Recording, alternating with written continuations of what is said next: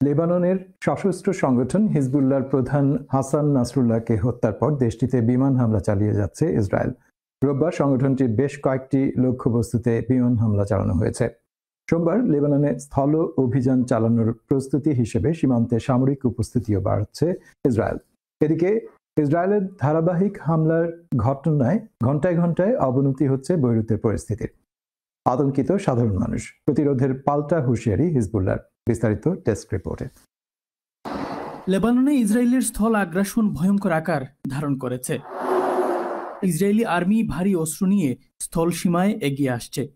Lebanese বর্ডারের মাত্র কয়েক মাইল অদূরে অবস্থান নিয়েছে ইসরায়েলি আর্মিরা। এটি স্থায়ী যুদ্ধের অশনি সংকেত। 10,000 আর্মির বিশাল বহর। ইসরায়েল ডিফেন্স মিনিস্টার বলছেন তারা লেবাননে একটি স্থল অভিযানের পরিকল্পনা করছেন, যা খুব শিগগিরই শুরু হতে পারে। Israel would use all means required to return evacuated communities to their homes, he said. Forces from the air, the sea, and on land. সীমান্তে থাকা সাধারণ মানুষ ইসরায়েলের এই প্রস্তুতিতে আতঙ্কিত। যদিও ইসরায়েল বলছে তারা হিজবুল্লাহর বিরুদ্ধে যুদ্ধ করছে। যুদ্ধের ভয়াবহতা নিয়ে শঙ্কিত সাধারণ মানুষ। All this is from now. These are all the alert sirens you get from to warn you that there might be something coming over the border towards you. When we have rockets, I don't have a time to go to the safe place. I don't have a time. What needs to happen for you to feel safe?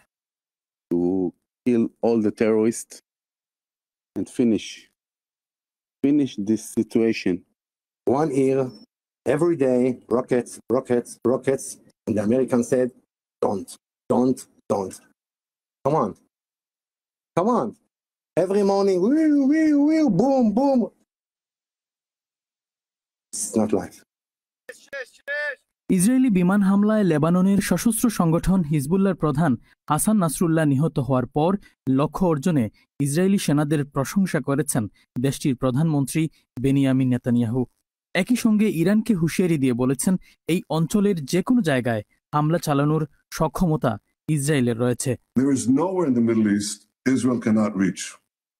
There is nowhere we will not go to protect our people and protect our country. With every passing moment, the regime is bringing you, the noble Persian people, closer to the abyss. ইসরায়েলের স্থল অভিযান নিয়ে পাল্টা প্রতিরোধের হুঁশিয়ারি দিয়েছে Hezbollah. Shariful Islam Chowdhury, channel S news desk.